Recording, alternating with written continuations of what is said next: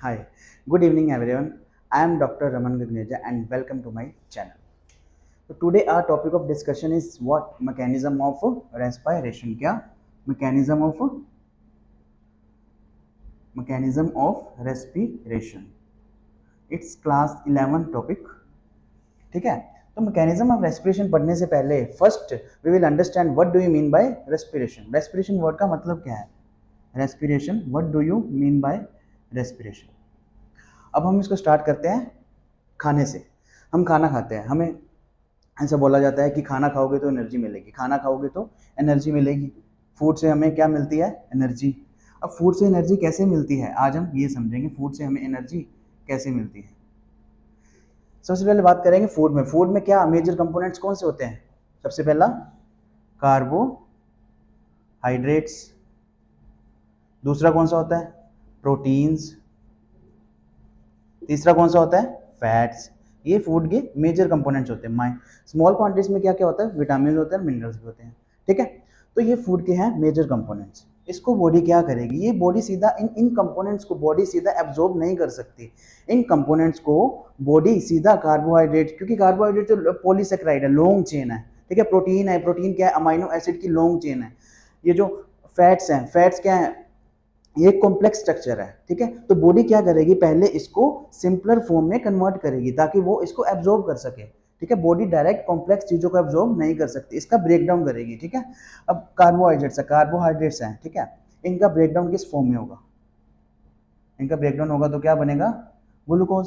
Proteins है, proteins का breakdown होगा तो क्या बनेगा? Amino acids.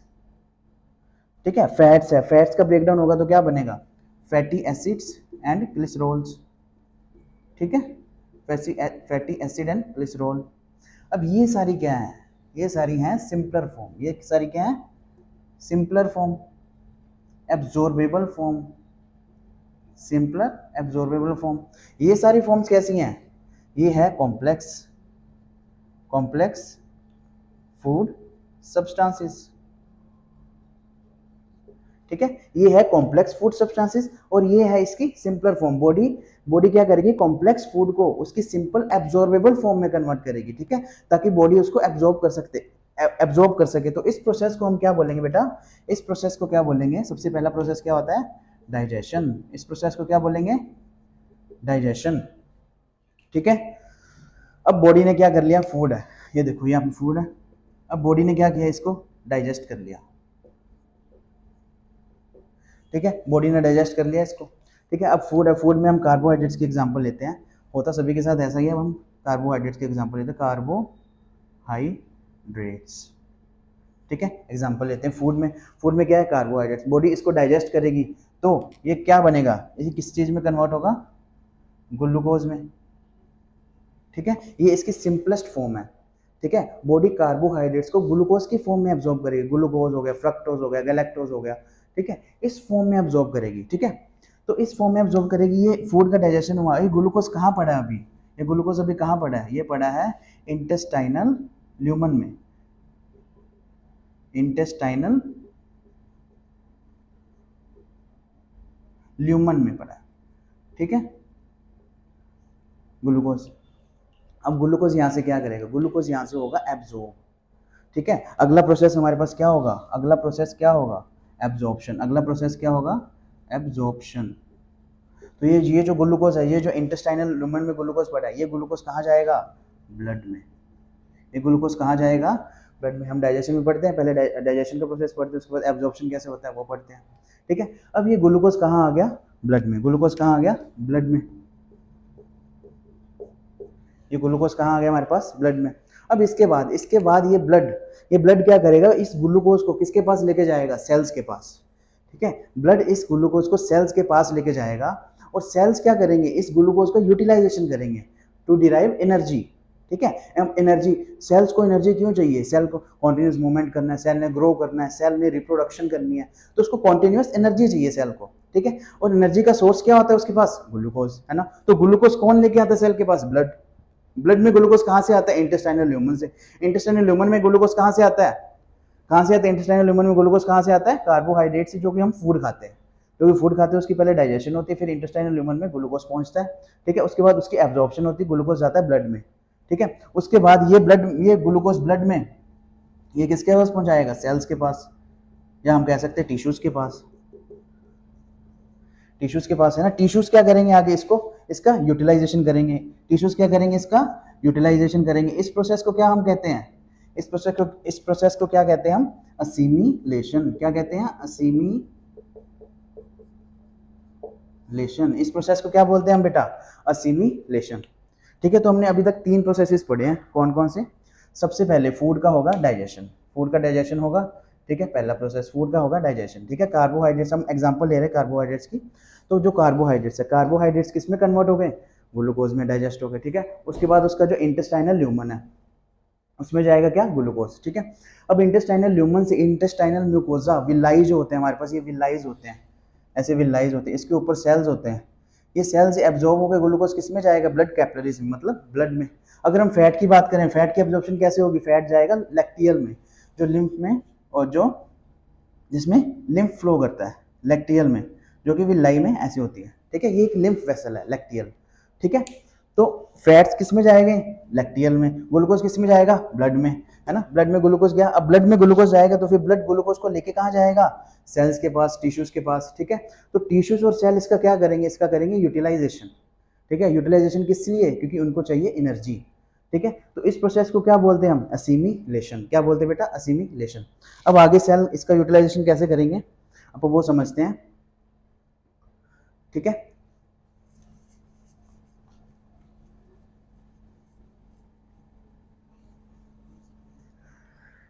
ये टिश्यूज, अब ग्लूकोज आ गया सेल के अंदर, अब सेल के पास क्या आ गया बेटा, ग्लूकोज। अब ग्लूकोज आ गया सेल के अंदर, ठीक है। अब क्या होगा, अब सेल क्या करेगा, इस ग्लूकोज का करेगा ब्रेकडाउन, ब्रेकडाउन करेगा किसकी प्रेजेंस में, इस ग्लूकोज का। सेल क्या करेगा, ये है इनसाइड सेल, इनसाइड सेल, ठीक है। सेल क्या करेगा, इस ग्लूकोज का करेगा ब्रेकडाउन किसकी प्रेजेंस में, ऑक्सीजन की प्रेजेंस में। सेल इस करेगा ग्लूकोज का ब्रेकडाउन किसकी प्रेजेंस में, ऑक्सीजन की प्रेजेंस में। और ये ब्रेकडाउन कैसा होगा, ये ब्रेकडाउन होगा इनडायरेक्ट, इनडायरेक्ट। अब यहाँ पे इनडायरेक्टली के क्या मतलब है, इनडायरेक्टली, अब आप पहले डायरेक्टली की बात करते हैं। डायरेक्टली क्या होता है कि ग्लूकोज को मैंने लिया, टेस्ट ट्यूब में डाला, मेरे पास एनर्जी आ गई, ठीक है। ये हो गया डायरेक्ट प्रोसेस, ठीक है। अब हमने क्या करना है, इनडायरेक्टली। इनडायरेक्टली में क्या होता है, ये स्टेप वाइज प्रोसेसेस होते हैं, स्टेप वाइज। सबसे पहले क्या होगा, ग्लाइकोलिसिस, सबसे पहले कौन सा प्रोसेस चलेगा, ग्लाइकोलिसिस। उसके बाद कौन सा, क्रेब्स साइकिल, उसके बाद चलेगा क्रेब्स साइकिल, है ना। उसके बाद क्या चलेगा, इलेक्ट्रॉन ट्रांसपोर्ट चेन, उसके बाद इलेक्ट्रॉन ट्रांसपोर्ट चेन, ईटीसी, जो कि माइटोकॉन्ड्रिया में चलती है, ठीक है। तो सबसे पहले क्या होगा, ग्लूकोज का ऑक्सीडेशन होगा। ऑक्सीडेशन मतलब ब्रेकडाउन किसकी प्रेजेंस में, ऑक्सीजन की प्रेजेंस में। बट ये ऑक्सीडेशन कैसा होगा, इनडायरेक्ट। ये ऑक्सीडेशन कैसा होगा, इनडायरेक्ट। ये स्टेप वाइज प्रोसीजर होगा। पहले ग्लाइकोलिसिस होगा, उसके बाद क्रेब्स साइकिल चलेगा, उसके बाद ईटीसी चलेगा, ठीक है। तो प्रोडक्ट्स में क्या बनेगा, प्रोडक्ट्स में क्या करेगा, सबसे पहले क्या बनेगा, एनर्जी बनेगी प्लस CO2 प्लस H2O, ठीक है। कार्बन डाइऑक्साइड बनेगी, एनर्जी बनेगी और CO2 बनेगी। ये एनर्जी सेल को चाहिए, ये एनर्जी सेल को चाहिए। और ये एनर्जी किसके लिए यूज करेगा, for daily activities of cells. Energy किस लिए यूज होगी, for daily activities of cell. ये एनर्जी किसके लिए यूज होगी, for daily activities of cell, ठीक है। अब ये प्रोसेस सेल को, अब एक बात सोचो, अब एक बात सोचो, सेल को कॉन्टिन्यूसली एनर्जी चाहिए ही चाहिए, क्योंकि उसने अपने काम करने, उसने ग्रो भी करना, उसने रिप्रोड्यूस करना, उसने मूवमेंट करनी है, लोकोमोशन करना है, सब कुछ करना है उसने, ठीक है। अब सेल को चाहिए एनर्जी, तो चाहिए ही चाहिए, उसने अपने मेटाबॉलिक प्रोसेसेस चलाने हैं, उसके लिए उसको एनर्जी चाहिए, ठीक है। तो सेल को एनर्जी तो चाहिए ही चाहिए। ये रिएक्शन कॉन्टिन्यूसली सेल में चली जा रही है, चली जा रही है, चली जा रही है ना। तो अब एक बात सुनो, इस रिएक्शन में यूज किसका हो रहा है, ऑक्सीजन का यूज हो रहा है, और प्रोडक्शन किसकी हो रही है, कार्बन डाइऑक्साइड की, ठीक है। अब ये रिएक्शन कॉन्टिन्यूसली चली जाएगी तो हमारे सेल में क्या हो जाएगा, CO2 का लेवल इंक्रीज हो जाएगा, O2 का लेवल कम हो जाएगा, ठीक है। ये बात समझ में आ रही है कि सेल में कॉन्टिन्यूसली सेल को एनर्जी चाहिए ही चाहिए, और ये रिएक्शन कॉन्टिन्यूसली चली जा रही है, चली जा रही है, चली जा रही है, ठीक है।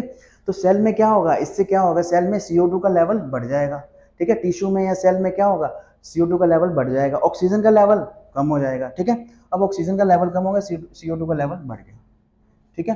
अब हमें इसको कॉन्टिन्यूसली क्या करना है, ऑक्सीजन प्रोवाइड करनी है। और ये जो CO2 है इसको कॉन्टिन्यूसली, क्यों, CO2 एक हार्मफुल गैस है, ठीक है। इसको क्या करना है कॉन्टिन्यूसली, इसको क्या करना है, रिलीज्ड आउट, इसको हमने बाहर निकालना है। CO2 क्या एक हार्मफुल गैस है, इसको हमने रिलीज आउट करना है, बाहर निकालना है, ठीक है। और ऑक्सीजन सेल को प्रोवाइड करनी है ताकि ये रिएक्शन चलती रहे। और CO2 एक हार्मफुल गैस है। CO2 हार्मफुल गैस क्योंकि हमारे पास CO2 जो है एसिडिक गैस है, एसिडिक गैस है। अगर एसिडिटी अब हमारी बॉडी में बढ़ेगी, है ना, तो पीएच क्या होगा, पीएच कम हो जाएगा। पीएच कम होगा तो जो हमारे एंजाइम है, एक स्पेसिफिक पीएच सेंसिटिव होते हैं हमारी बॉडी के मैक्सिमम एंजाइम को क्या है, पीएच सेंसिटिव है, तो वो एक प्रॉपर पीएच पे ही काम करते हैं। अगर पीएच अल्टर होगी वो एंजाइम काम करना बंद कर देंगे, ठीक है। तो हमारे पास इस गैस को, ये गैस हमारे लिए, हमारी बॉडी के लिए सही नहीं है, तो इसको बाहर निकालना है हमने, इसको बाहर निकालना और इसको ऑक्सीजन सेल को प्रोवाइड करनी है। CO2 को कॉन्टिन्यूसली बाहर निकालना है, ऑक्सीजन प्रोवाइड करनी है, ऑक्सीजन प्रोवाइड करनी है, CO2 को बाहर निकालना है ना। तो ऑक्सीजन हम कहाँ से लेंगे, अब ऑक्सीजन हमारे पास आएगी फ्रॉम फ्रॉम एटमॉस्फेयर। कहाँ से आएगी, फ्रॉम एटमॉस्फेयर, बाहर के एनवायरनमेंट से आएगी ऑक्सीजन, हम वहीं से लेते हैं। ऑक्सीजन कहाँ से होगी, एटमॉस्फेयर से आएगी। ये CO2 कौन सी रिलीज होगी, जो कि सेल ने प्रोड्यूस करी है, प्रोड्यूस्ड बाय, ये CO2 कौन सी है, प्रोड्यूस्ड बाय सेल्स, ठीक है। तो यहाँ पे हम एक लाइन समझेंगे कि the process of exchange of oxygen from atmosphere with CO2 produced by cells is called breathing। क्या कहते हैं इसको, ब्रीदिंग। इस प्रोसेस को क्या कहते हैं बेटा, ब्रीदिंग, ठीक है। उसके बाद जो ये हम यहाँ से हमने स्टार्ट करा था फूड, ठीक है। फूड हमने खाया, फूड की डाइजेशन हुई, जो कार्बोहाइड्रेट से सिंपल फॉर्म में टूटे ग्लूकोज में, वो कहाँ आए, इंटेस्टाइनल ल्यूमन में। उसके बाद इसका एब्जॉर्प्शन हुआ, तो ये ग्लूकोज कहाँ आया, ब्लड में, ठीक है। ब्लड इसको लेके गया कहाँ, टिश्यूज तक। इस प्रोसेस को हमने बोला एसिमिलेशन, इसको बोला absorption.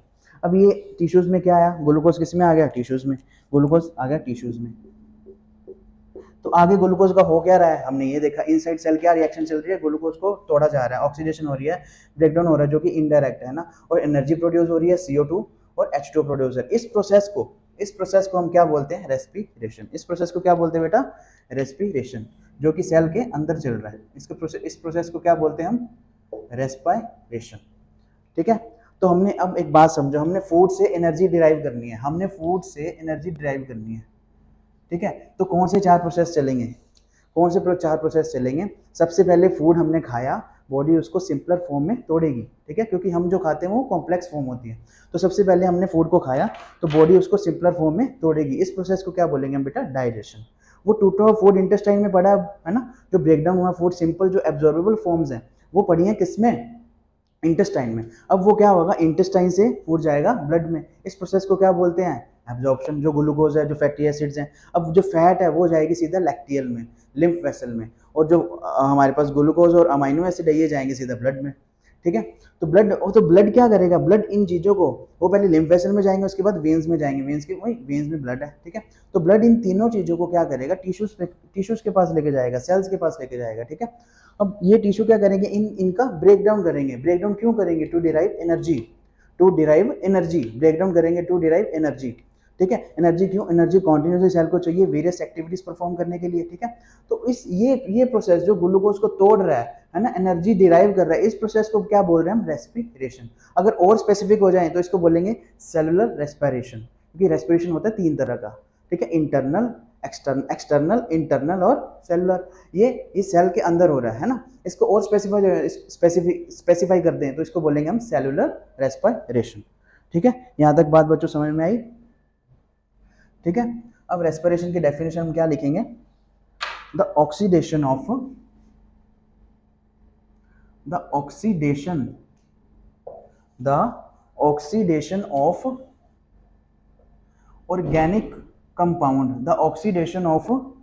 organic compound inside the cell to derive energy is called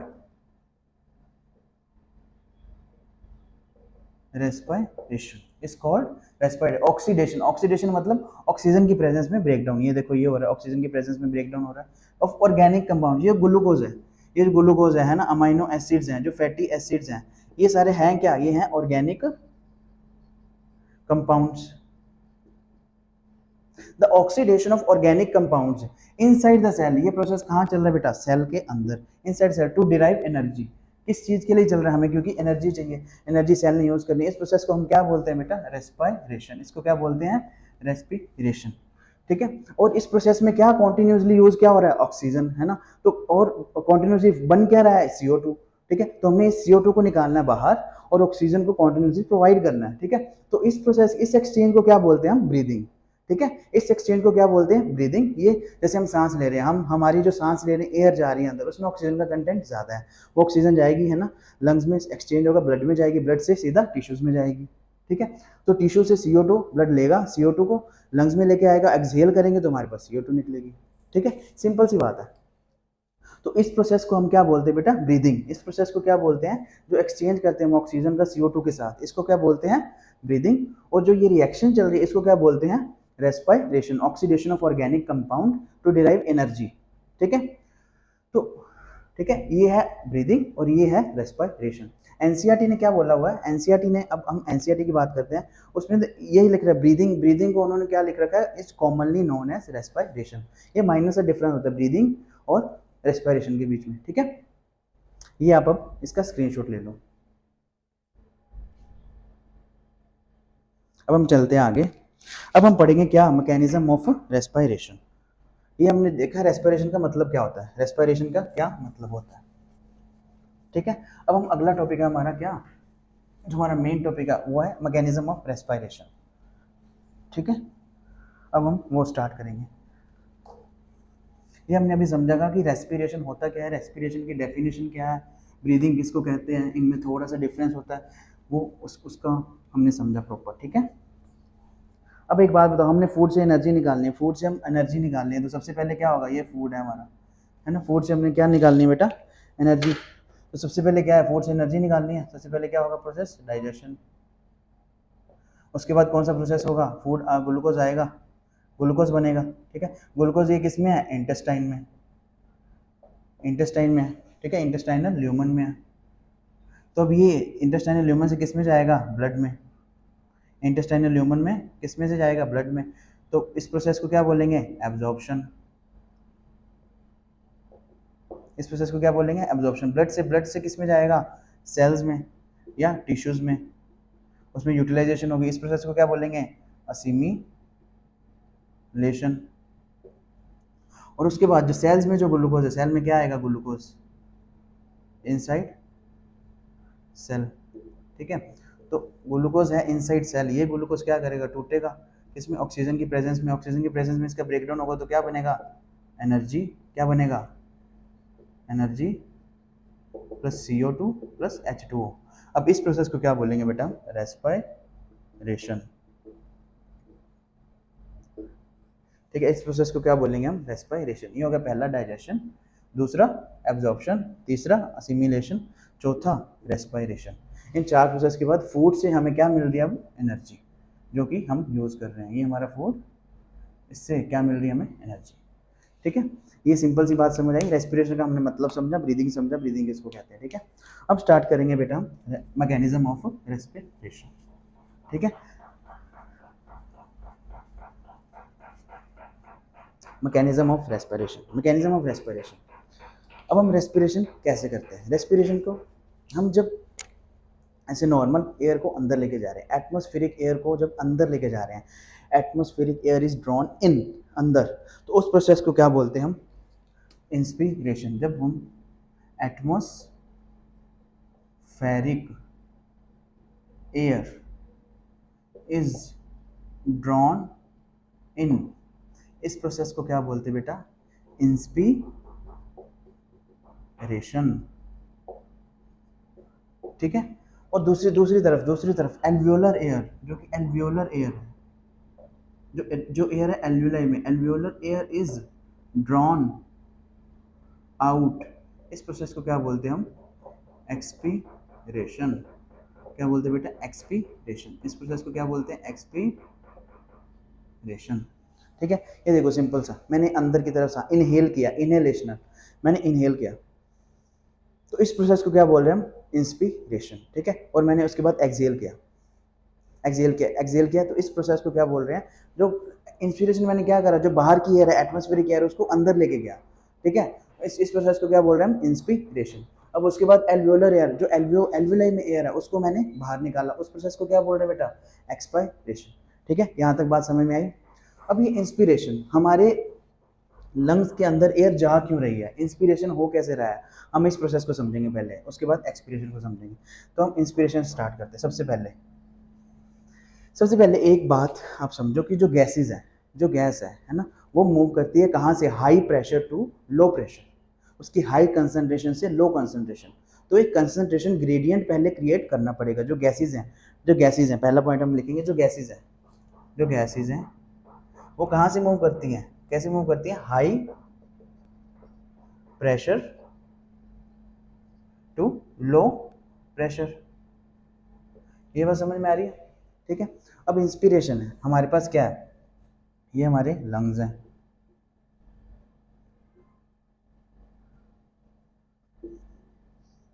ये हमारे लंग्स के अंदर के प्रेशर को क्या बोलते हैं? लंग्स के अंदर के प्रेशर को क्या बोलते हैं? जो लंग्स के अंदर प्रेशर होता है उसको बोलते हैं हम इंट्रा मतलब अंदर, प्लूरल प्रेशर। प्लूरल वर्ड किसके लिए यूज होता है? लंग्स के लिए। ठीक है, IPP। ठीक है, IPP, जो लंग्स के अंदर प्रेशर है उसको क्या बोलते हैं बेटा? IPP। और उसके बाद जो एटमॉस्फेरिक प्रेशर को हम क्या बोलते हैं? एटमॉस्फेरिक प्रेशर ही बोलते हैं, एटमॉस्फेरिक प्रेशर। ठीक है, इसको लिख देते हैं हम ATMP। ठीक है, ये समझ आ गई? बाहर वाले प्रेशर को, जो एनवायरनमेंट में है, उसको क्या बोलते हैं हम? Atmospheric pressure. जो अंदर लंग्स के अंदर है उसको, उस प्रेशर को क्या बोलते हैं? उस प्रेशर को क्या बोलते हैं? Intra pleural pressure, IPP। ठीक है, अब हमने करवानी क्या बेटा? इंस्पिरेशन। अब हमने क्या करवानी है? इंस्पिरेशन।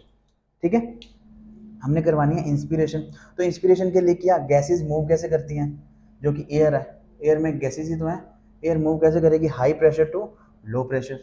मतलब हमने इंस्पिरेशन करवानी है तो बाहर का प्रेशर, हमें एटमॉस्फेरिक प्रेशर को हाई रखना पड़ेगा, IPP को कम करना पड़ेगा। क्या मतलब है इसका? एटमॉस्फेरिक जो प्रेशर है, ठीक है, वो ज़्यादा होगा किससे? IPP से। IPP से ज़्यादा होगा। बाहर हाई प्रेशर है, अंदर लो प्रेशर है, इसीलिए एयर अंदर मूव कर पाएगी ना। ठीक है, बाहर हाई प्रेशर है और अंदर लो प्रेशर है, इसलिए air high pressure to low pressure जाएगी, एटमॉस्फेरिक प्रेशर ज़्यादा है। ठीक है, और IPP कम है तो एयर अंदर जा सकती है, हमें ये समझ आ गई। ठीक है, अब हमारा जो मेन मोटिव है उसमें हमने क्या करना है? हमने लंग्स के अंदर के प्रेशर को कम करना है, हमारा मेन मोटिव ये है। इसके बाद दूसरे पॉइंट में हम बात करेंगे क्या, कि हमने एक लॉ पढ़ा था केमिस्ट्री में कि P is inversely proportional to volume, मतलब प्रेशर वॉल्यूम के इनवर्सली प्रोपोर्शनल होता है। अगर वॉल्यूम बढ़ेगा तो प्रेशर होगा कम, अगर प्रेशर कम होगा तो वॉल्यूम बढ़ेगा, ये है इनवर्सली प्रोपोर्शनल। ठीक है, तो हमने क्या करना है? लंग्स के अंदर हमने क्या करना है? प्रेशर को करना है बेटा कम, प्रेशर को कम करना है। तो प्रेशर को हमने करना है कम, है ना। अगर प्रेशर को कम करना है हमने, तो इसके बदले में हम वॉल्यूम को बढ़ा भी तो सकते हैं। अगर वॉल्यूम को बढ़ाएंगे तो प्रेशर अपने आप कम हो जाएगा। ठीक है, हम अगर लंग्स के अंदर के वॉल्यूम को बढ़ाएंगे तो प्रेशर अपने आप कम हो जाएगा। ये बात समझ में आ रही है कि नहीं? हमने लंग्स के अंदर का प्रेशर करना है कम। ठीक है, हमने लंग्स के अंदर का प्रेशर कम करना है। ठीक है, तो उसके लिए अगर हम लंग्स के अंदर का वॉल्यूम बढ़ा देंगे तो इस लॉ के अकॉर्डिंग जो कि हम केमिस्ट्री में पढ़ते हैं, इस लॉ के अकॉर्डिंग अगर वॉल्यूम बढ़ा रहे तो प्रेशर तो अपने आप कम हो जाएगा। ठीक है, अब ये हम अब क्या करेंगे? हम ध्यान देंगे अब वॉल्यूम के अल्टरेशन में। ठीक है, वॉल्यूम के अल्टरेशन में लंग्स में। ठीक है, अब हम वॉल्यूम को कैसे अल्टर कर सकते हैं? लंग्स के हम डायरेक्टली लंग्स के वॉल्यूम को अल्टर नहीं कर सकते। ठीक है, हम क्या करेंगे? थोरेसिक चैम्बर है, जो हमारा थोरेसिक कैविटी है, उसके वॉल्यूम को अल्टर करेंगे। उसके बाद लंग्स का वॉल्यूम अपने आप उसके अकॉर्डिंग अल्टर होएगा। ठीक है, अगर हम जैसे ये देखो, ये क्या है, ये मेरे पास वर्टिब्रल अपना थोरेसिक चैम्बर है, ठीक है, इसमें लंग्स हैं। अगर मैं थोरेसिक चैम्बर के वॉल्यूम को बढ़ाऊंगा, लंग्स का वॉल्यूम अपने आप बढ़ जाएगा, ठीक है। अगर मैं थोरेसिक चैम्बर के वॉल्यूम को कम करूंगा, लंग्स का वॉल्यूम अपने आप कम हो जाएगा, ठीक है। तो ये अरेंजमेंट ही ऐसा होता है, एयर टाइट अरेंजमेंट होता है, ये हम एनाटॉमी में पढ़ते हैं, ठीक है। जब हम एनाटॉमी करते हैं उसमें आता है ये कि एक एयर टाइट अरेंजमेंट होता है इनका, कि जैसे मैं देखो मेरे ये हाथ के अंदर है स्पॉन्ज, स्पॉन्ज नहीं होती जो सोफे में डलती है, वो स्पॉन्ज है, उसको मैंने ऐसे ही दबा के रख दिया अंदर, ठीक है। अब मैं थोरेसिक चैम्बर का वॉल्यूम कम है, तो लंग्स जो लंग्स हैं उनका भी वॉल्यूम कम है, ठीक है। अब मैंने इसको इन वॉल्यूम को इंक्रीज किया, जो स्पॉन्ज है उसका वॉल्यूम भी इंक्रीज होगा, वो भी दबी हुई स्पंज है वो ऐसे खुलेगी, है ना, खुलेगी तो उसका वॉल्यूम भी इंक्रीज होगा। ऐसे ही हमारे थोरेसिक चैम्बर के अंदर लंग्स होते हैं, ऐसे थोरेसिक चैम्बर के अंदर लंग्स होते हैं, ठीक है। तो हम क्या करेंगे इसमें हम क्या करेंगे, वॉल्यूम ऑफ थोरेसिक चैम्बर को इंक्रीज कर देंगे। वॉल्यूम किसका, थोरेसिक कैविटी का हम इंक्रीज कर देंगे, हम थोरेसिक कैविटी का वॉल्यूम इंक्रीज करेंगे, ठीक है। अब इसकी तरफ देखते हैं इंक्रीज कैसे होगा थोरेसिक कैविटी का वॉल्यूम। यहाँ तक समझ में आया सबको, ठीक है, यहाँ तक समझ में आ रहा है। अब जो थोरेसिक कैविटी है ना, थोरेसिक कैविटी वेंट्रली किसके, स्टर्नम है और रिब्स है। लेटरली क्या है, रिब्स, वेंट्रली क्या है, स्टर्नम। ये डोर्सल साइड होती है, ये हमारी वेंट्रल साइड होती है। वेंट्रली क्या है, ये यहाँ पे बोन होती है, कौन सी, स्टर्नम, ठीक है। लेटरल साइड क्या है, रिब्स, है ना। जो पीछे वाली साइड है इसको क्या बोलते हैं, डोर्सल साइड। डोर्सल साइड क्या है, वर्टिब्रल कॉलम, है ना। और जो लोअर साइड है उसमें क्या है, डायफ्राम, ठीक है। हम इन स्ट्रक्चर्स को से इन स्ट्रक्चर को मिला के हम वॉल्यूम अल्टर करेंगे। तो सबसे पहले हम क्या करेंगे, डायफ्राम, सबसे पहले हम डायफ्राम की बात करते हैं। डायफ्राम, ठीक है, डायफ्राम की बात करते हैं। तो हम डायफ्राम का क्या कराएंगे, कॉन्ट्रैक्शन, डायफ्राम का कॉन्ट्रैक्शन कराएंगे, ठीक है। जो हम यहाँ पे एक डायग्राम बनाते हूँ, देखो मैं ऐसे खड़ा हूँ, ठीक है, मैं ऐसे खड़ा हूँ ना, तो मैं खुद को ऐसे काट रहा हूँ, ऐसे काट रहा हूँ, मैं खुद को ऐसे काट रहा हूँ। तो मेरे को सबसे पहले क्या, इधर जो रिब्स के आउटलाइन दिखेगी, रिब्स के आउटलाइन, ये पीछे मेरा क्या पड़ा है, वर्टिब्रल कॉलम,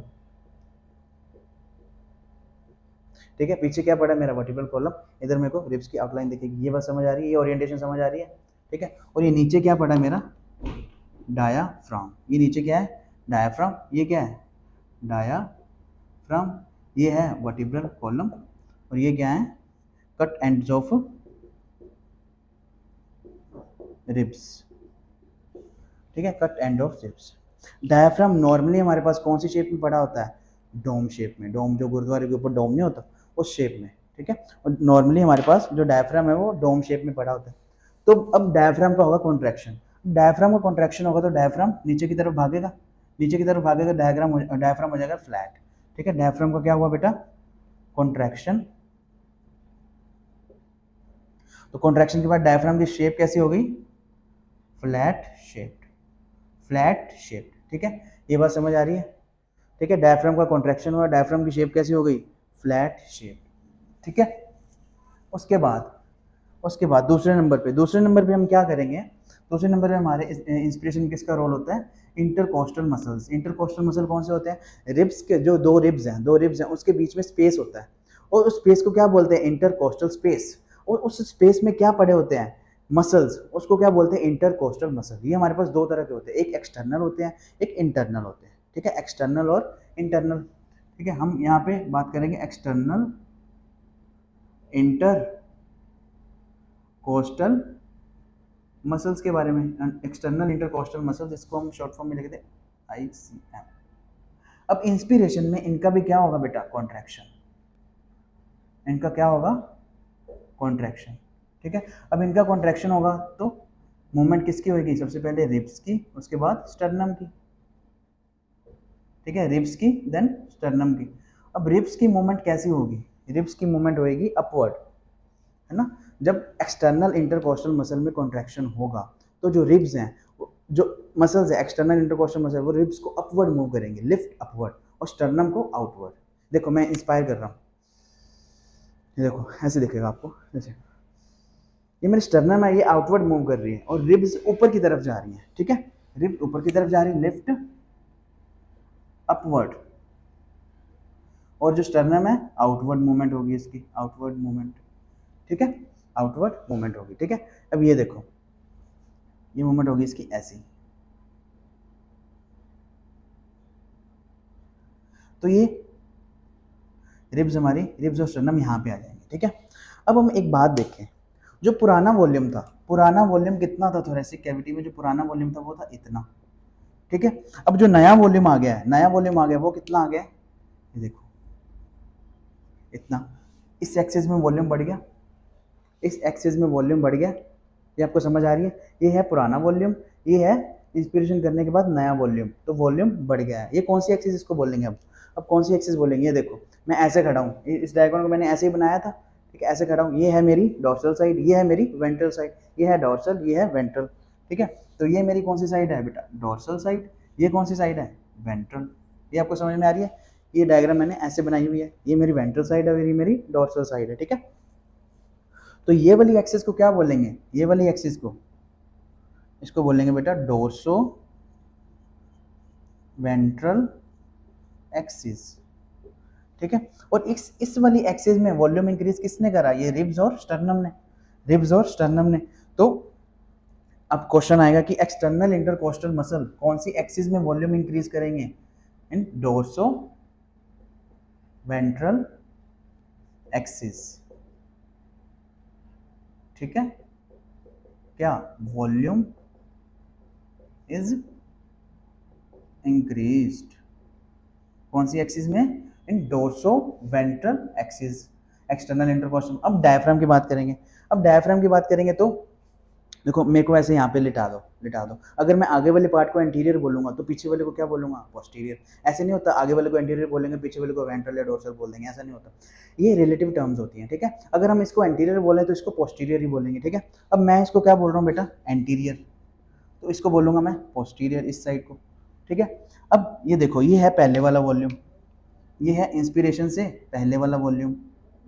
ठीक है, और ये वाला वॉल्यूम कौन सा है, इंस्पिरेशन के बाद वाला वॉल्यूम। ठीक है, ये है इंस्पिरेशन के पहले वाला वॉल्यूम, ये है इंस्पिरेशन के बाद वाला वॉल्यूम। ठीक है, पहले डायफ्राम डोम शेप था, अब हो गया फ्लैट। ठीक है, तो ये पहले वाला वॉल्यूम है, ये बाद वाला वॉल्यूम है, वॉल्यूम हो रहा है इंक्रीज। तो ये कौन सी एक्सिस में वॉल्यूम इंक्रीज हो रहा है, इसको कौन सी एक्सिस बोलेंगे हम, इसको बोलेंगे हम एंटीरो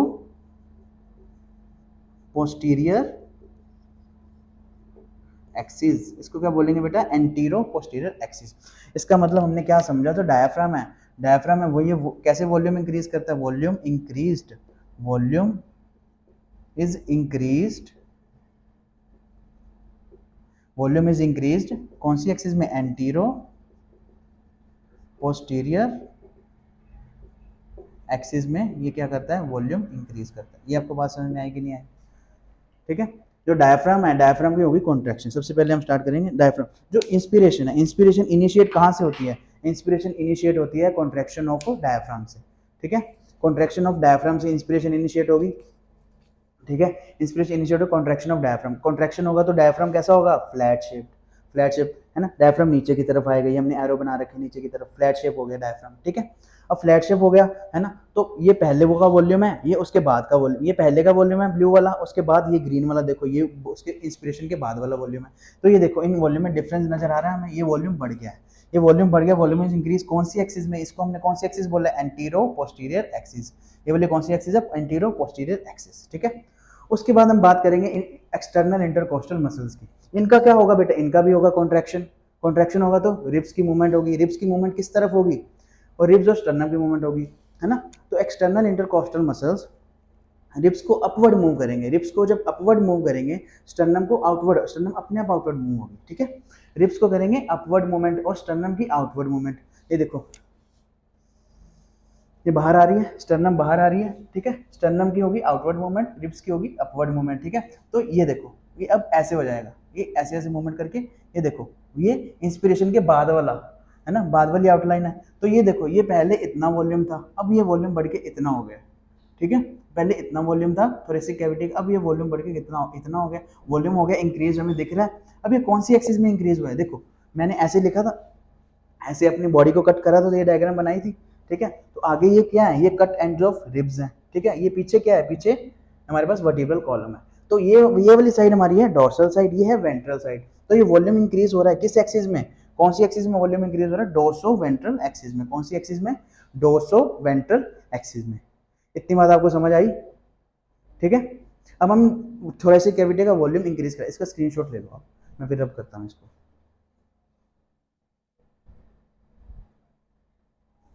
ठीक है, ले लिया, यहां से रब कर। ठीक है, अब इसके बाद हमने क्या करा, क्या volume of thoracic cavity is increased. ठीक है, वॉल्यूम ऑफ thoracic cavity हमने इंक्रीज कर दिया दोनों एक्सिस में, एंटीरो पोस्टीरियर एक्सिस में भी और डोर्सो वेंट्रल एक्सिस में भी, तो thoracic cavity का वॉल्यूम हो गया इंक्रीज। ठीक है, तो इस लॉ के according P inversely proportional to V। अब V वॉल्यूम हमने कर दिया इंक्रीज, तो प्रेशर क्या होगा? Decrease. Volume of thoracic cavity is increased, so this lead to volume of thoracic, जो this lead to pressure, sorry, pressure of thoracic cavity decrease। thoracic cavity में प्रेशर होगा डिक्रीज, thoracic cavity में pressure होगा decreased. ठीक है, अब यही pressure अगर thoracic cavity का वॉल्यूम बढ़ रहा है तो लंग्स का वॉल्यूम भी बढ़ेगा, है ना। thoracic cavity का प्रेशर कम हो रहा है तो लंग्स का प्रेशर भी कम होगा। ठीक है, लंग्स के प्रेशर को हम क्या बोलते हैं?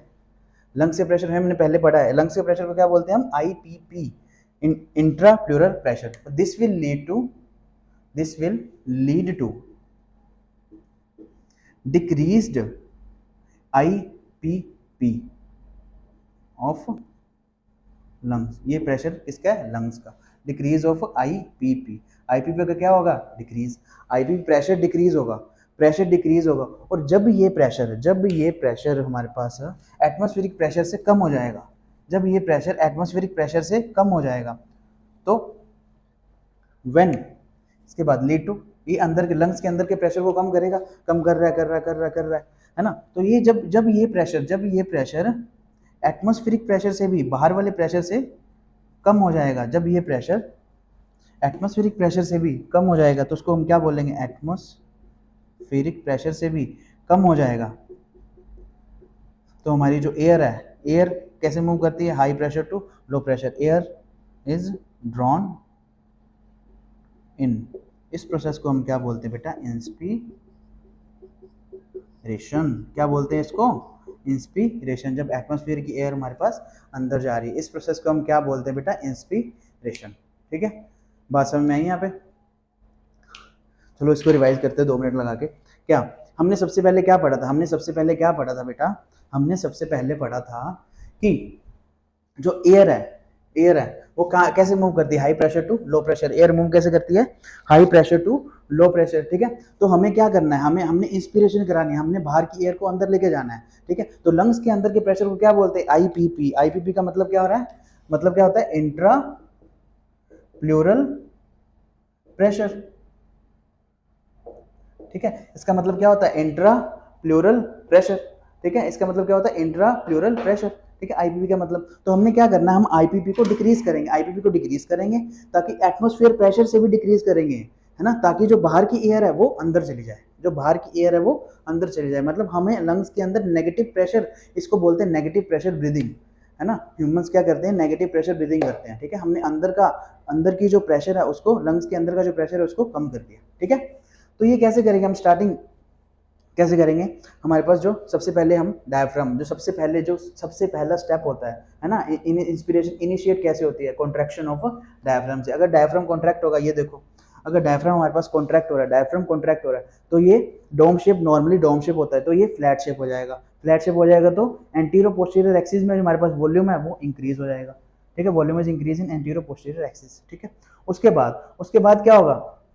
एक्सटर्नल इंटरकोस्टल मसल्स, जो इंटरकोस्टल मसल होते हैं रिब्स के बीच में होते हैं, वो 2 तरह के होते हैं, एक्सटर्नल और इंटरनल। ठीक है, एक्सटर्नल और इंटरनल। तो जो कॉन्ट्रैक्शन होगा किसका? एक्सटर्नल इंटरकोस्टल मसल्स का। किसका कॉन्ट्रैक्शन होगा? एक्सटर्नल इंटरकोस्टल मसल्स का। ठीक है, किसका कॉन्ट्रैक्शन होगा? एक्सटर्नल इंटरकोस्टल मसल्स का। ठीक है। तो वो क्या करेंगे, वो रिब्स को अपवर्ड मूव कराएंगे, रिब्स को अपवर्ड मूव कराएंगे, ठीक है। उसके बाद जो स्टर्नम है, स्टर्नम को आउटवर्ड मूव कराएंगे, रिब्स को अपवर्ड मूव कराएंगे, ठीक है, स्टर्नम को आउटवर्ड मूव कराएंगे। तो ये वाला ये वाला देखो, ये वाला इंस्पिरेशन के बाद आएगा, कट एंड्स ऑफ रिब ऊपर हो जाएंगे, ऊपर हो जाएंगे तो ये वॉल्यूम इंक्रीज होगा। वॉल्यूम इंक्रीज किस एक्सिस में होगा, डोर्सो वेंट्रल एक्सिस में, डोर्सो वेंट्रल एक्सिस में वॉल्यूम इंक्रीज होगा। तो आपको क्वेश्चन आएगा एंटीरो पोस्टीरियर एक्सिस में वॉल्यूम इंक्रीज कौन कराता है, डायफ्राम। डोर्सो वेंट्रल एक्सिस में एक्सटर्नल इंटरकोस्टल मसल्स, ठीक है। तो ये कौन कराएगा, external intercostal volume is increase. अब वॉल्यूम इंक्रीज हुआ, यही वॉल्यूम हमने किसका इंक्रीज कराया, थोरेसिक कैविटी का। वॉल्यूम हमने किसका इंक्रीज कराया है, थोरेसिक कैविटी का, ठीक है। उसके बाद प्रेशर, वॉल्यूम इंक्रीज होगा तो प्रेशर कम होगा, इस लॉ के according pressure of thoracic cavity कम होगा, ठीक है। अगर थोरेसिक कैविटी का प्रेशर कम हो रहा है ना, तो क्या हो, जो लंग्स का प्रेशर है वो भी कम होगा, ठीक है। लंग्स का प्रेशर भी कम होगा, उसका डायरेक्ट इफेक्ट होता है। और जब ये कम होता होता एटमॉस्फेरिक प्रेशर से कम हो जाएगा तो बाहर की एयर अंदर आएगी, बाहर की एयर अंदर, एटमॉस्फेरिक प्रेशर से भी कम हो गया तो एयर मूव करेगी high pressure to low pressure, ठीक है। तो एयर इज ड्रॉन इन, इस प्रोसेस को क्या बोलते हैं बेटा हम, इंस्पिरेशन, ठीक है। बात समझ में आई या नहीं आई ये बताओ मेरे को, ठीक है। क्या बोलते हैं इसको, इंस्पिरेशन, ठीक है, क्लियर। अब हम स्टार्ट करते हैं एक्सपीरेशन, एक्सपीरेशन करनी है हमने, ठीक है। अब हम क्या स्टार्ट करेंगे, एक्सपायरेशन। मैं इसमें चेंजेस करूंगा, आपने नए नोट्स बनाने हैं, ठीक है। एक्सपायरेशन, हम स्टार्ट क्या कर रहे हैं, एक्सपायरेशन। अब एक्सपीरेशन के लिए हमने क्या करना है, हमने एल्वियोलर एयर को बाहर निकालना है, अंदर की एयर को बाहर निकालना है। Alveolar air is drawn out, ठीक है, alveolar air is drawn out.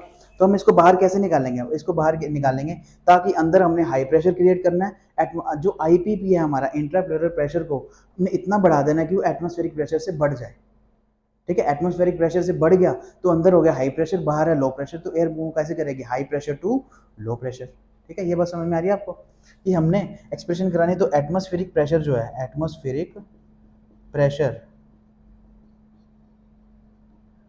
उसको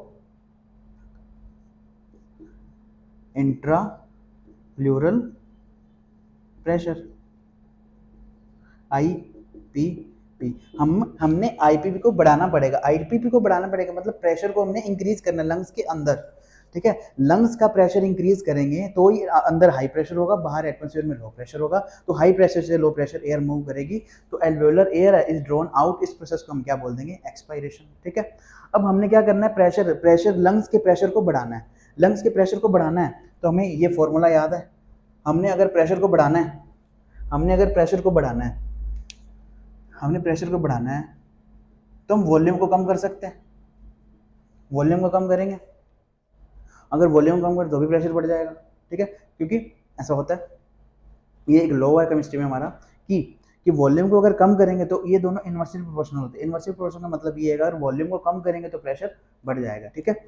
वॉल्यूम को कम करेंगे प्रेशर बढ़ जाएगा, ठीक है। अब इंस्पिरेशन हुई थी, हमने वॉल्यूम यहाँ पे बढ़ाया था, ठीक है।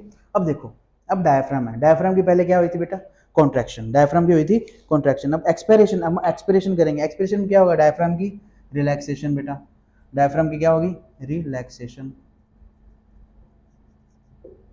ठीक है। रिलैक्सेशन होगी डायफ्राम की, ये मैं डायग्राम रब कर रहा हूँ, दोबारा बनाऊंगा अभी, ठीक है।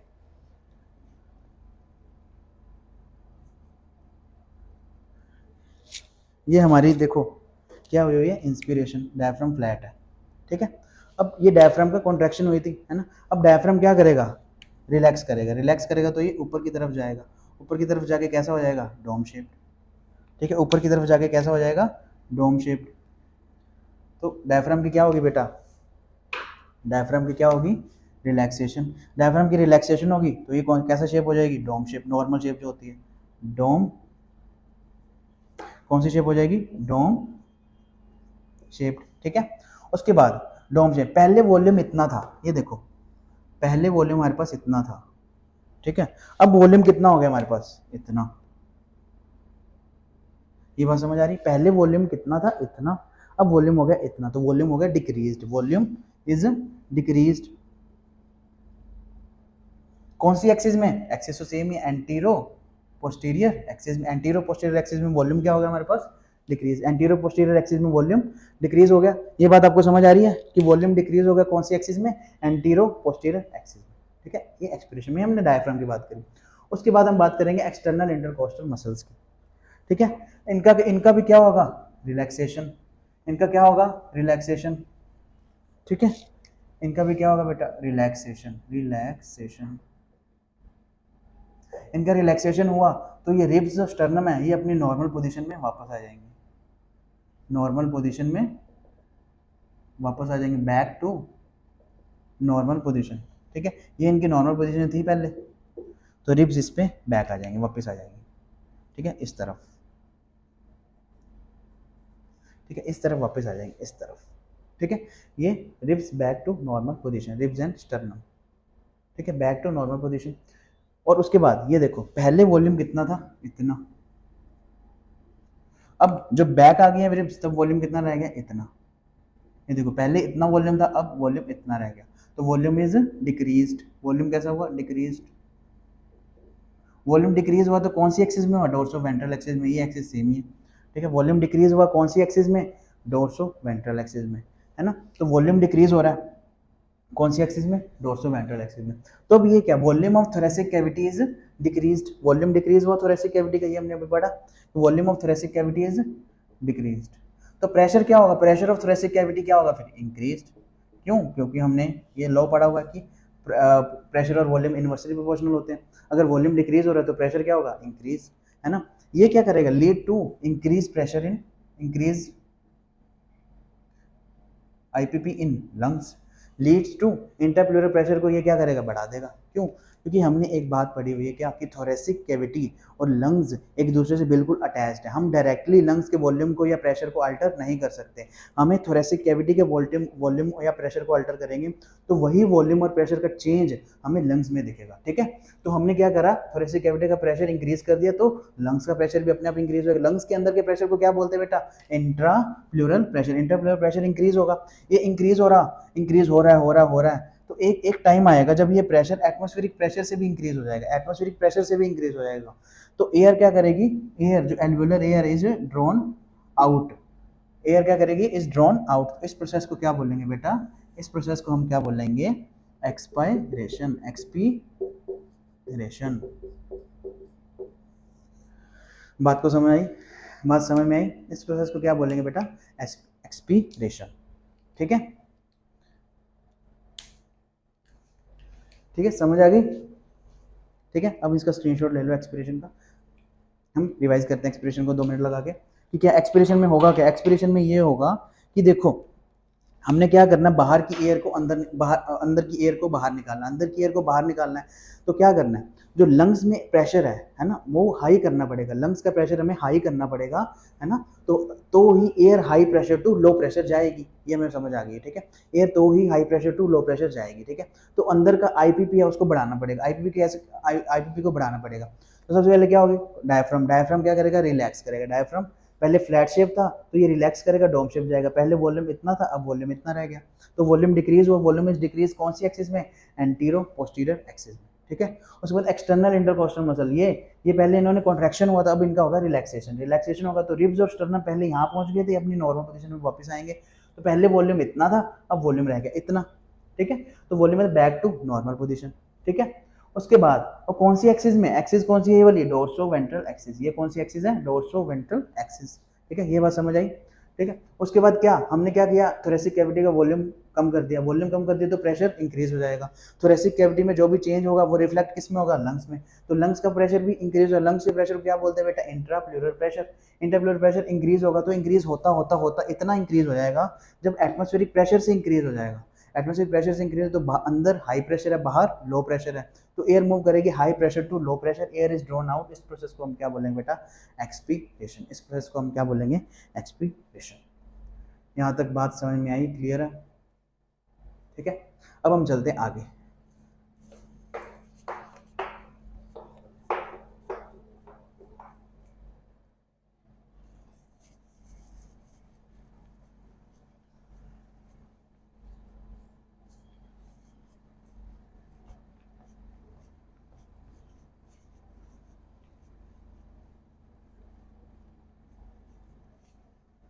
अब हम चलते हैं आगे। आगे हम क्या पढ़ेंगे अब हम पढ़ेंगे बेटा फोर्स्ड एक्सपायरेशन, फोर्सफुल एक्सपीरेशन। ठीक है, अब इसमें क्या होगा, एक्सपीरेशन है। एक्सपीरेशन में कॉन्सेप्ट सेम ही है। एक्सपीरेशन में हमने क्या करना है, अंदर के प्रेशर को आईपीपी को बढ़ाना है। ये फोर्सफुल है तो हमें इसमें ज़्यादा बढ़ाना पड़ेगा, हम डबल एरो लिख देते हैं, ज़्यादा बढ़ाना है, आईपीपी को बढ़ाना है। ठीक है, आईपीपी को बढ़ाना है। ठीक है, तो इसमें क्या होगा, इसमें कॉन्ट्रैक्शन होगा, इसमें कॉन्ट्रैक्शन होगा किस किस का, दो तरह के मसल। आप एक काम करो, आप सबसे पहले करके ही देखो। आप नॉर्मल इंस्पिरेशन करी, नॉर्मल एक्सपिरेशन करी, उसके बाद है ना नॉर्मल इंस्पिरेशन करो, उसके बाद फोर्सफुल एक्सपिरेशन करो। फोर्सफुल एक्सपिरेशन करोगे आप देखोगे आपका जोर कहाँ पड़ रहा है, पेट पे। ठीक है, तो इसमें किसका कॉन्ट्रैक्शन हो रहा है, एब्डोमिनल मसल्स का। किसका, एब्डोमिनल मसल्स, जो हमारे जहाँ पे एब्स नहीं बनते, ये एब्स बने 6 और 8 पैक्स बन जाते हैं, ये वाला मसल, इसको एब्डोमिनल मसल बोलते हैं, रेक्टस एब्डोमिनस मसल होता है। ठीक है, तो ये एब्डोमिनल, इसका होगा कॉन्ट्रैक्शन एब्डोमिनल मसल्स का। ठीक है, दूसरी बात कॉन्ट्रैक्शन और किसका होगा, यहाँ पे किसका रोल होता है, इंटरनल इंटरकोस्टल मसल्स, IICM। यहाँ पे किसका रोल होता है, इंटरनल इंटरकोस्टल मसल। हमने पढ़े थे रिब्स में दो तरह के मसल होते हैं, एक्सटर्नल इंटरकोस्टल मसल और इंटरनल इंटरकोस्टल मसल। ठीक है, तो यहाँ पे किसका रोल है, इंटरनल इंटरकोस्टल मसल, इनका होगा कॉन्ट्रैक्शन। ठीक है, इनका कॉन्ट्रैक्शन होगा, इन दोनों का कॉन्ट्रैक्शन होगा, तो क्या वॉल्यूम ऑफ थोरेसिक कैविटी, क्या होगा, volume of thoracic cavity is decreased, बहुत ज़्यादा डिक्रीज हो जाएगी, क्योंकि ये फोर्सफुल है, ये बहुत ज़्यादा डिक्रीज हो जाएगा, ये ज़्यादा डिक्रीज हो जाएगा। ठीक है, नॉर्मल से ज़्यादा डिक्रीज होगा, बहुत ज़्यादा decreased, volume of thoracic cavity बहुत ज़्यादा डिक्रीज हो जाएगा। ठीक है, इससे क्या होगा,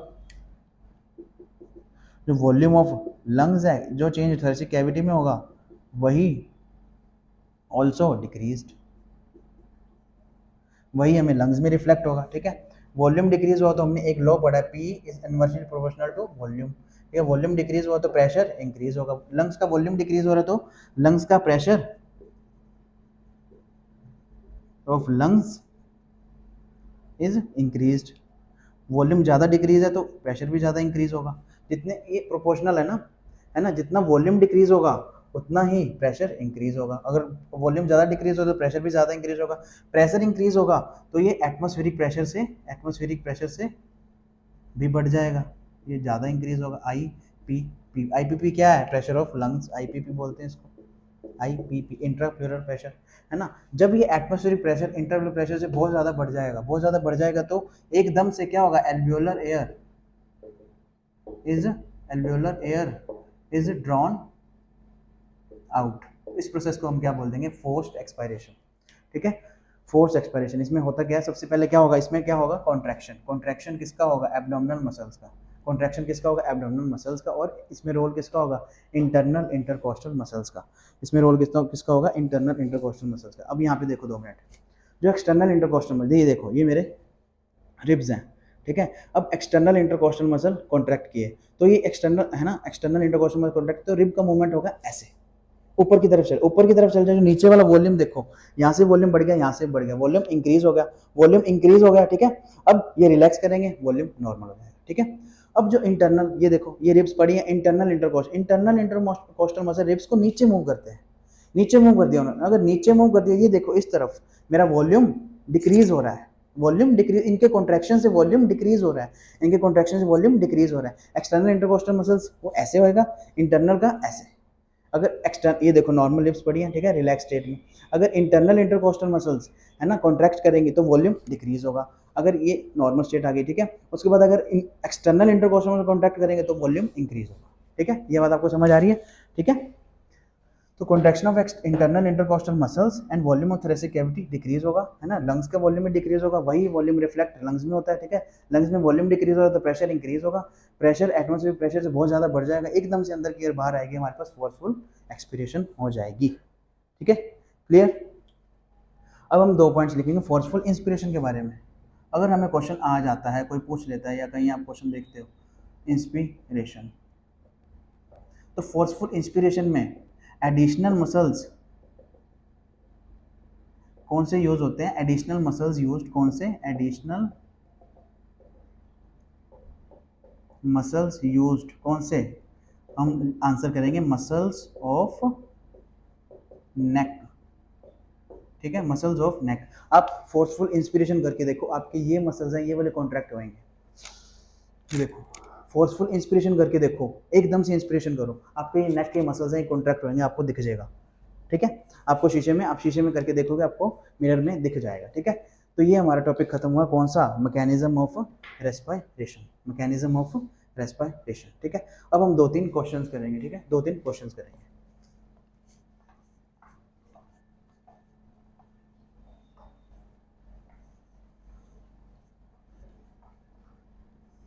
अब हमें ये हमने कॉन्सेप्ट समझ लिया, अब हमें क्वेश्चन आया मसल्स।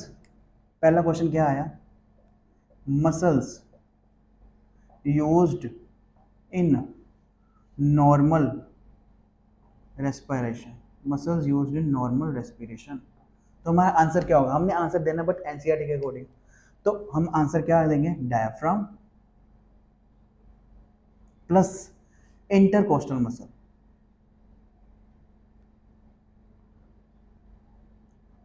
जब तक क्वेश्चन में कुछ स्पेसिफिक नहीं है, हमने भी जनरल आंसर देना है, intercostal muscles.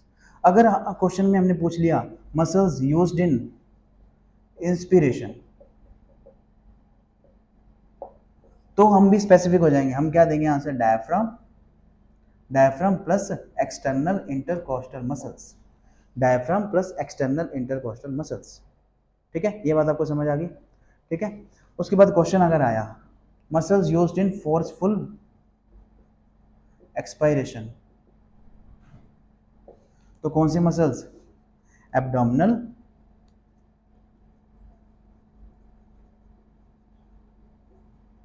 Muscles plus internal intercostal muscles. ठीक है, ये कॉन्सेप्ट अपने अपने क्लियर रखने हैं। ठीक है, अगर पेपर में क्वेश्चन आता है तो हमने ऐसे आंसर करना उसको। ठीक है, ये बात समझ आ गई? ठीक है, तो आज का लेक्चर हम यहीं ख़त्म करते हैं। ठीक है, पर एक बात और कि आप लोग जब पढ़ाई स्टार्ट करते हो, आपने ऐसा नहीं सोचना है कि मैं एक दिन में बहुत सारा पढ़ लूँ, एक दिन में 10-15 घंटे में पढ़ लूँ, है ना? तो क्या होगा, आप 10 दिन के बाद फेड अप हो जाओगे, आपके सैचुरेशन पॉइंट आ जाएगा, आप फिर 20 दिन अगले पढ़ोगे ही नहीं, आप अगले 20 दिन पढ़ोगे ही नहीं। ठीक है, हम एक बात समझो, हम जब साइकिल चलाना सीखते हैं, हम पहले ही दिन में हाथ छोड़ के नहीं चला पाते। हम पहले दिन साइकिल चलाना सीखते हैं, गिरते हैं, उसके बाद हैंडल पकड़ के साइकिल चलाते हैं, उसके बाद एक स्टेट ऐसी आती है कि हम अनकॉन्शियसली साइकिल चला रहे हैं, अनकॉन्शियसली, हमें कोई कॉन्शियसनेस नहीं है, हम अनकॉन्शियसली साइकिल चला रहे हैं, हमें कोई ध्यान भी नहीं है ना आगे क्या है, हम है। उसके बाद एक कंडीशन और ऐसी आती है कि हम हाथ छोड़ के साइकिल चला रहे हैं।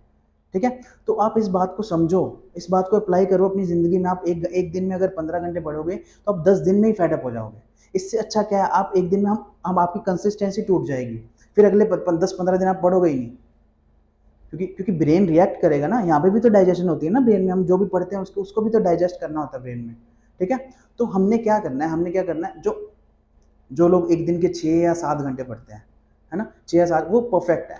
कैसे हैं कि वो 6-7 घंटे पढ़ रहे हैं ना, आज पढ़ा है ना, जो पढ़ा पहले उसको डाइजेस्ट किया, फिर अगले दिन का पढ़ा, फिर डाइजेस्ट किया, वो पहली बात, इससे सैचुरेशन पॉइंट नहीं आता, इससे हम फेडअप भी नहीं होते हैं। ठीक है, और इससे क्या है, इससे कंसिस्टेंसी बनी रहती है। हमने कंसिस्टेंसी मेंटेन करना ही वेरी मच इंपॉर्टेंट। ठीक है, हमने नीट क्लियर करना है, एक कम्पिटिटिव एग्जाम को क्लियर करना है, ये है मुश्किल तो है, कंपटीशन बहुत है, हमें कंसिस्टेंसी मेंटेन करके रखनी है। हम एक दिन में 10-15 घंटे की बजाय रोज अगर 6-7 घंटे पढ़ेंगे, इट्स फार बेटर। आप हिसाब लगा के देखो, महीने में अगर जो बंदा 6-7 घंटे पढ़ रहा है, वो 200-210 घंटे पढ़ रहा है। अब 10 दिन में आप 15 घंटे पढ़ लोगे एक दिन, अगले 20 दिन पढ़ोगे ही नहीं, आप इतने फेडअप हो जाओगे ना, बुक्स देख के आपको ऐसे एंग्जाइटी होने लगेगी। ठीक है, तो 150 घंटे पढ़ रहे हो दिन महीने के, और कंसिस्टेंसी भी नहीं बन रही, वो पढ़ भी ज़्यादा रहा है, उसकी कंसिस्टेंसी भी बन रही है, उसका पेपर आराम से क्लियर हो जाएगा। तो अपने पढ़ने के तरीके पे काम करो, सेल्फ इंट्रोस्पेक्शन करो कि मेरी एबिलिटी क्या है, मैं क्या चीज़ बेटर कर सकता हूँ, मेरी एबिलिटी क्या है।